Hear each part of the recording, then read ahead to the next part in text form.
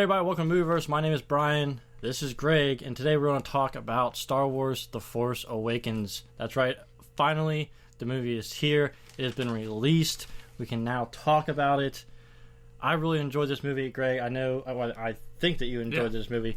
For me, before we get into it, I want to say we're going to do a non-spoilers review first. We're going to give our score on it, say whether we think that you should go and see it or not. Duh. And then after that, we'll get into a more spoiler-y discussion of the movie. But first, I want to talk about how well this movie has been doing at the box office. Let's go ahead and pick up these numbers. These numbers just came in. That it's estimated. These new estimations are saying that it's going to make $238 million domestically and $517 million worldwide. Now, 238 domestically will be the box office record for an opening weekend in the United States. And pretty significantly the number one movie. Yeah, I think the last was like 212 by Jurassic World, somewhere around that so number. Yeah, right around 210. Yeah. Jurassic World actually was 208.8. Okay, so now basically Star Wars: Force Awakens has beat that by 30 million. But globally, it made 517, which is actually behind Jurassic World and one other movie. But still, that's a really good number. It's received an A cinema score. It's so far it's fresh on Rotten Tomatoes. So and it's done so well that it's even forcing the Critics Association to hold an emergency vote whether or not to include it with the awards. Best Picture, yeah. So let's go ahead and give our general impressions of the movie, what we liked about it, what we didn't like about it, without giving away any spoilers, that's very difficult. So we're going to spend less amount of time in the non-spoilers discussion than we are in the actual spoilers discussion. So what I wanted to bring up was that I really liked the new characters. My two favorite characters in this movie were Finn and Kylo Ren. I liked the story that they gave those and the development of those characters. I thought that they were really interesting and really well done. John Boyega as Finn did an amazing job, in my opinion. Rey was also very good, but for me, I just really liked Finn. He's a very likable character. So the movie seemed to focus on him more. I think it was, or at least he stole the show more. Anyway, yeah. Well, I mean, in the scenes, I think that you gravitated towards him. I think he was a very likable character, and therefore people gravitated towards him. But Rey, I think, was the main character, and she is a very strong female character. I really liked seeing that. I just really liked the character of Finn because of John Boyega and the charisma that he brings to that role. I just really liked that. And then Kylo Ren, his development as a character, as a villain, I thought was really well. We'll get into a little bit more of that when we get into our spoiler discussion. I loved the music. I know you said that you didn't really care that much about it. I personally loved it. I downloaded it as soon as I got done watching them, or as soon as it got released on the 18th. I downloaded it, and I've been listening to it on repeat ever since. I really love Kylo's theme. Rey's theme's really good. I just really enjoy it. And then the funny moments in this movie for me really stood out as being genuinely funny and not silly humor that doesn't land.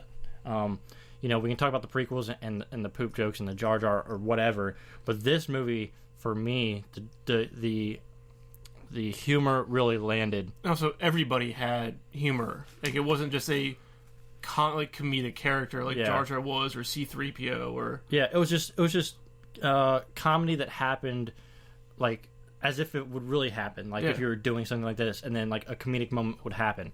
That's how this humor was handled, and I think it was handled very well. Yeah, Han Solo asked Finn if he's ready, and he says, "Hell no." Such a genuine moment. Yeah. And then something that I would say that I didn't like about this movie was there was a specific moment between Han and Leia. I'm not going to go into it because I don't want to spoil anything.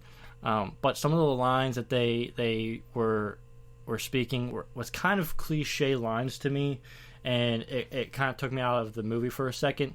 But really, that's really the only issue that I had watching this movie the first time. I've only seen it once.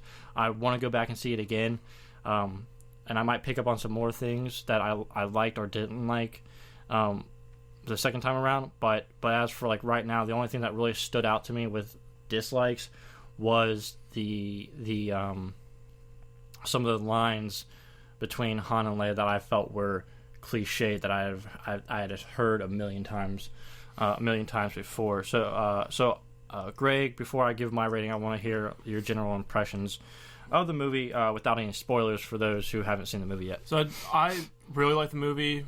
Visually stunning. Agreed. And I even saw it in 2D, so like I even see like all like the 3D effects and the IMAX and that. The new characters are great. They work well with each other. They work well with the old cast. Mm-hmm. Like you said, it was funny and like genuinely funny.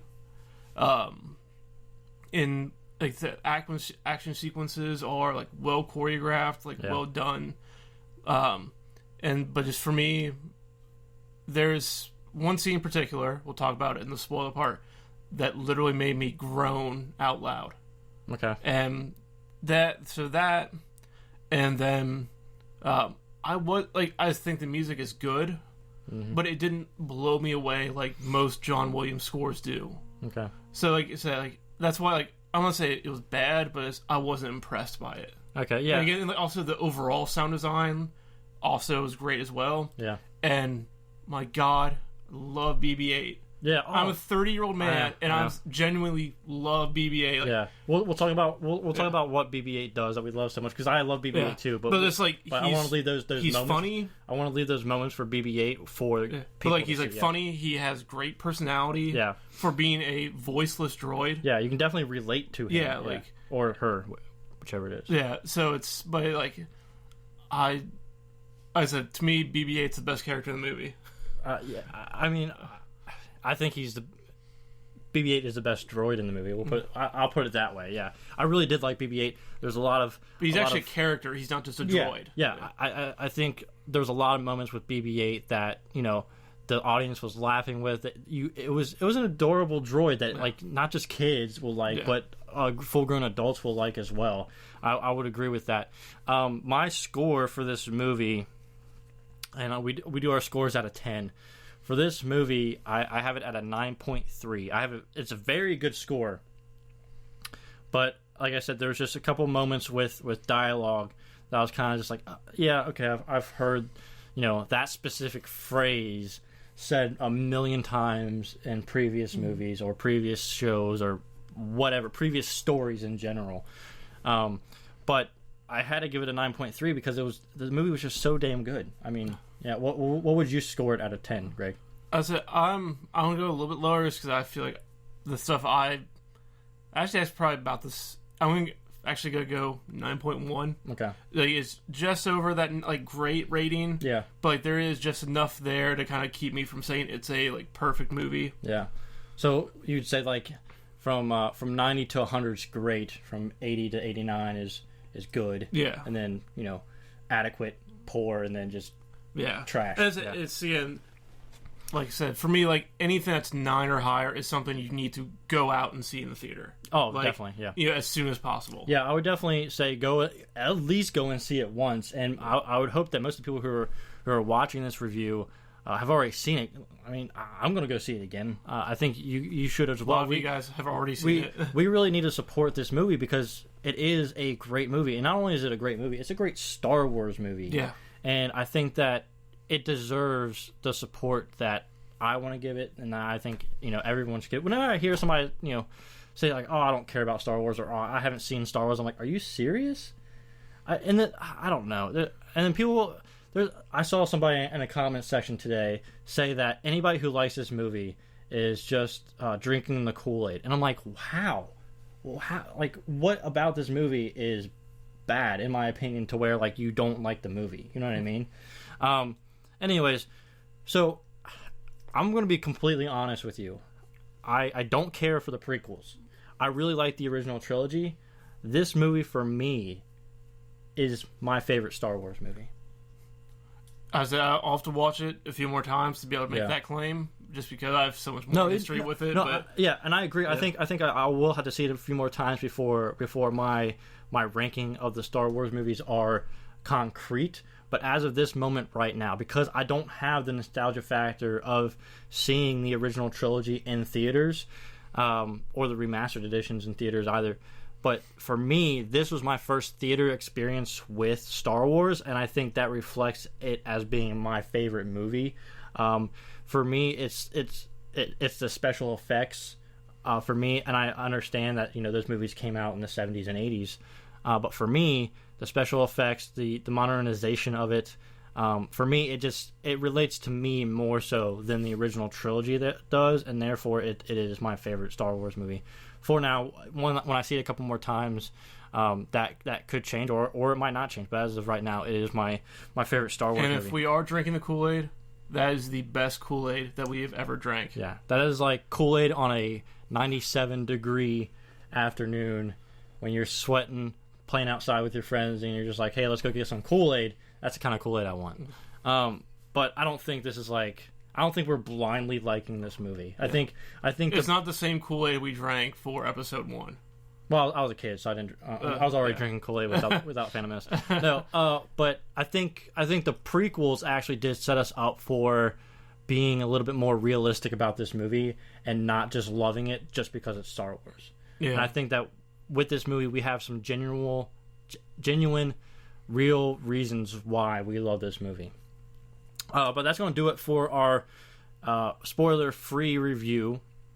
So make sure that you guys go out and see it if you haven't already. I'm assuming since you saw Star Wars in this title, you love Star Wars. And if you love Star Wars, you've already seen the movie. Unless you were unable to get tickets this weekend, which I can't wait for you guys to see it if you haven't. But let's go ahead and get into our spoiler discussion. So I'm waving my hands. This is now going to spoiler territory. If you haven't seen the movie and you don't want it to be spoiled for you, leave now. We'll give you a 5 count before we start talking about 5, spoilers. 4, 3, 2. You better not be here. 1. Han dies. Welcome to spoilers. So if you stayed through that, now you know that Han died, and you haven't seen the movie yet. That's your fault, not mine. And we're not talking about Fast and Furious. Yeah. No, exactly. No. So I want to talk about kind of going into the Han dying, right? One of the things that I loved about Kylo Ren as a character and the development of his character is the fact you actually see he's torn. Well, but it's the development of the character. He has that moment where he's talking to Darth Vader's mask and he's saying, "I apologize, I feel it again. The light is trying to seduce me." And I thought it was really interesting. Like, okay, the light. We don't look at the light side in that respect. Usually, it's the dark side seducing somebody, and then he's like, "The light side is seducing me." So it's like, I felt like Kylo Ren was a teenager going through his angsty years. You know what I mean? Which I liked. I thought it worked very well. It gave us a way in to relate to the character. It's what Anakin should have been in the prequels. I agree, and I think it was exactly what Anakin should have been, and Kylo Ren doesn't have a love interest. You know what I mean? Yeah. So I think that helps because you don't have like one side you seeing this guy going towards the dark side, but also he like loves somebody, and I think there's like an imbalance there, because usually when somebody falls in love, you tend to like hope the best for that person, and in this movie, it was interesting, especially when they told us that Kylo Ren is actually Ben Solo, the son of Han Solo and General Leia Organa. Yeah, that's the thing. When like Han is there, like on the catwalk, and he yells out Ben. Yeah, like that was like I said, I knew Ben was his son's name in the EU stuff. Well, it was Ben Skywalker. It was Luke's son. Oh, okay, so, yeah. But it's like just like hearing that, like it, like that one actually like gave me chills a little bit. And I think what that shows us is that these movies are going to cherry pick what they want to use from the old extended universe that is no longer canon. They're going to pick and choose stuff from that they think will help them tell a good story, and it did. I definitely it gave Han Solo some depth and emotion to show that he cares for his son, and even that part he's not just a scoundrel. Yeah, and that part where they're on the catwalk, and Ben says, "Will you help me?" And Han says, "I'll do anything for you." And then that's when Kylo Ren decides to go towards the dark side, kills his father. Well, the metaphor of the sun going out is when he makes that decision to kill Han Solo. Yeah. Like, that was just so, like, kind of like, I know they did it on purpose, but so, like, it's a great metaphor to show that. Yeah, I agree. And so I love the development of Kylo Ren or Ben Solo and how they used Han in this movie. He wasn't just there. He was he actually had something to do, right? Yeah. He was helping Rey and Finn find Luke, right? Because he found out that they had a bit of information for how to find Luke, so he wanted to help them get back to the Resistance. And so he had something to do, and then you find out that he has a son, and then that's the next step that he has to do, right? And so it was definitely a way to bring Han Solo back into the universe, but also get rid of him at the same time, because we've heard Harrison Ford talk about how he wanted Han Solo to die at the end of or in Return of the Jedi. So I'm pretty sure they're just like, hey, if you come back for this movie, we'll kill you off. We'll send you off in a good way. And I think that the whole fact of like it'll be your son doing it was like Harrison Ford was just like, oh, that's pretty good, you know. And so I really enjoyed that. You definitely felt it when Han Solo was killed by his son, and that was like it was really also a case where like you felt that moment coming, like when Han walked on that catwalk, it's like he's going to die. Oh, but at the same time, like it was at the same time, like when it happened, it's still jarring. No, yeah, I think anybody in the theater could have saw that coming. As soon as Leia said, "If you see my son, bring him back," and I was just like, as soon as that line was said, I'm like, no, he's not bringing him back. Mm-hmm. Like, he's going to die. Because I felt that Kylo Ren, even though he had this, like, kind of... He was being torn between the dark and the light, I felt like he wanted to be dark. And so he was going to do whatever he could. Yeah. All right, continuing on with our spoiler discussion. We talked about Kylo Ren's development as a character and the way that they use Han Solo in the movie.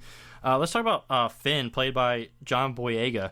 So... Finn was actually a stormtrooper, and he was like, he didn't have a name. He was FN 2817 or something like that. And so Poe Dameron and Finn, they meet up at the very beginning of the movie. Poe Dameron is captured by the First Order. He's being tortured for the location of the Resistance. And the way that he's captured, like you see how powerful Kylo Ren is off the bat. Like, and like you saw like the plasma shot from Poe's gun just freeze. Yep. And you're like, oh, snap. Yeah. And so Poe escapes by basically John Boyega. He's out with Kylo Ren when Poe's captured. Yeah. Finn is out there, and he's one of the stormtroopers. And basically, the stormtroopers are ordered to execute the village. And Finn's just standing there, and he can't take a shot, right? So then he basically says, I can't do this anymore. He wants to get away, so he frees Poe, because Poe is the best damn pilot in the galaxy, apparently, and it shows in this movie. And then they basically get away in a TIE fighter. Poe's flying, Finn's shooting and stuff.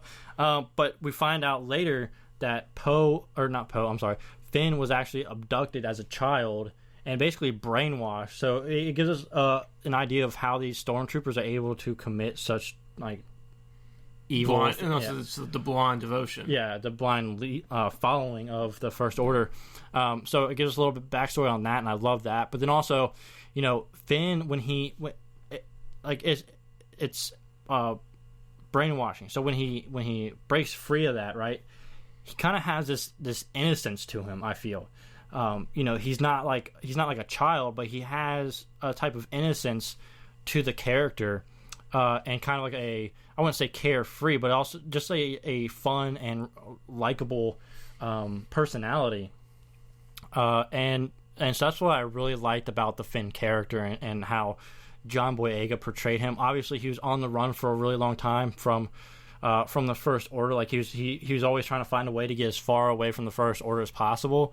But then he also, once Rey is captured by Kylo Ren, Finn steps up and he's like, we have to save her, because he knows the atrocities that the First Order can commit. He still has, even the naivety that he has, he still has a sense of purpose and a sense of duty to do what's right. Yeah, and so like I said, at first he's just trying to be on the run from the First Order, but then once Rey's captured, he has this development to where he's like, okay, I have to save her. She's my friend, type thing, and definitely shows that he is brave in that respect. And then there's that lightsaber battle between Kylo Ren and Finn near the end of the movie where Finn holds his own for a small amount of time, but then Kylo Ren just demolishes him. Finn survives, but he definitely gets his ass kicked in that fight. Yeah. And then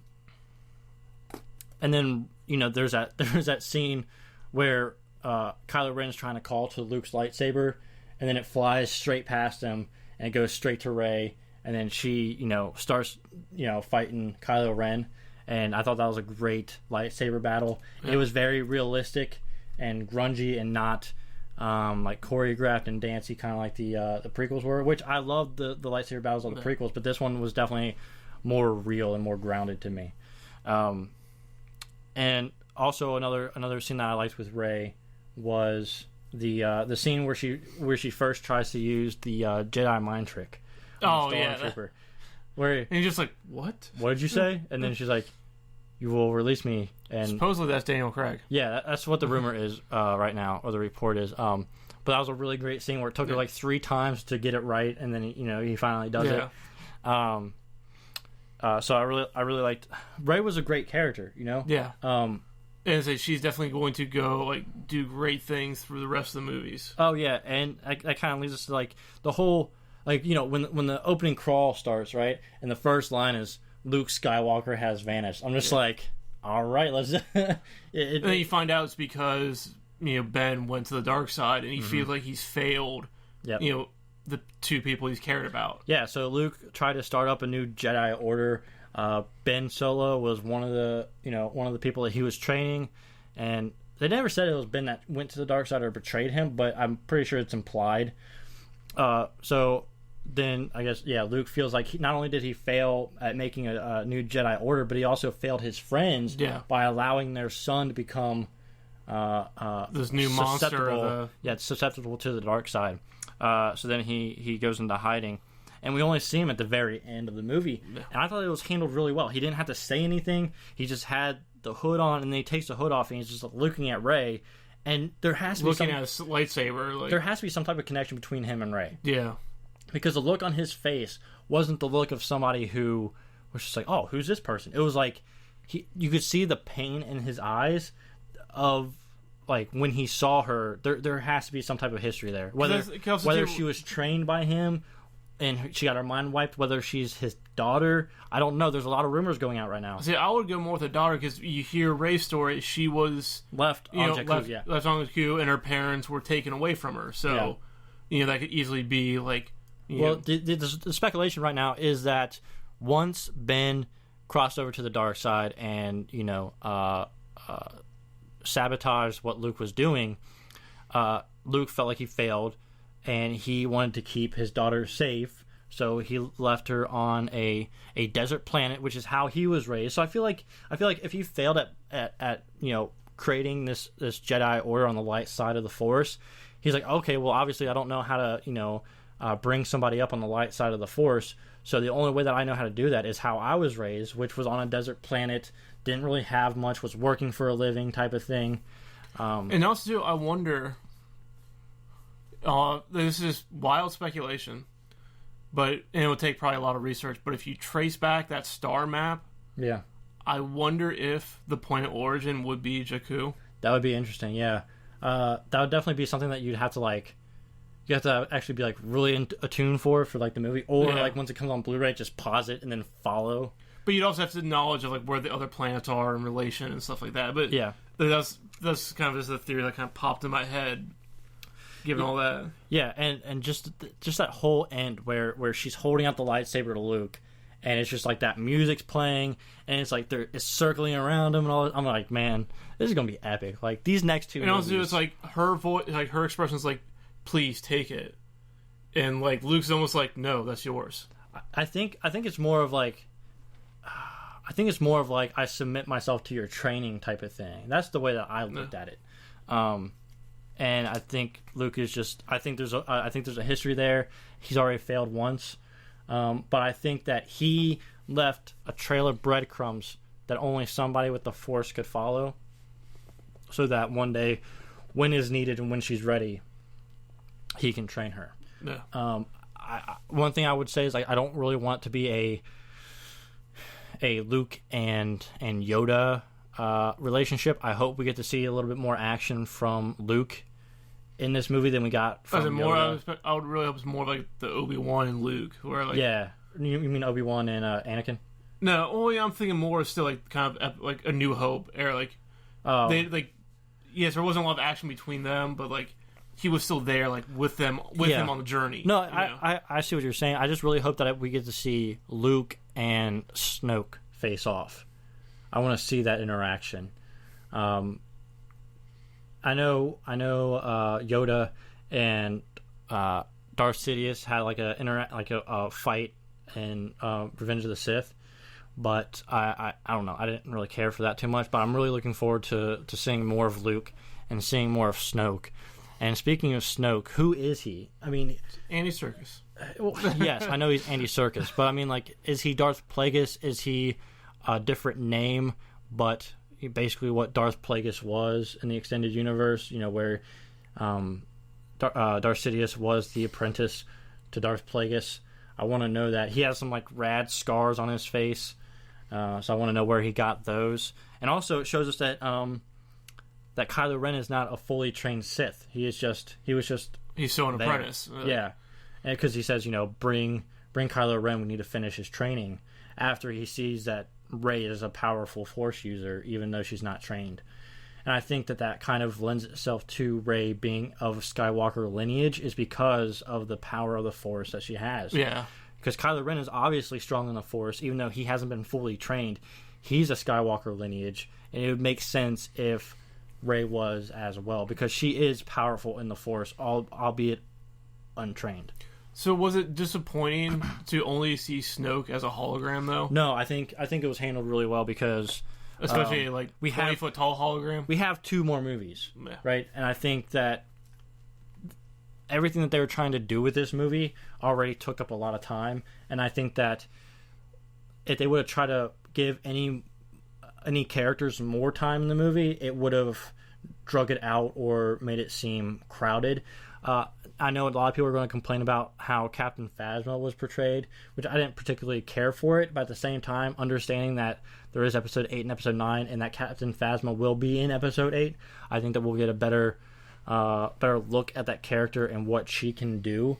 And I think people are saying, oh, well, it's a female character, so they just did this with her. Well, remember that Captain Phasma was supposed to be a male character. Yeah. Then Gwendolyn Christie got the role, so then became a female character. They were like, so they had already had planned what they were going to do with Captain Phasma in this movie. And I don't think people would have a big of a deal with it if it was a male, so it didn't seem like they were just cutting the female character short.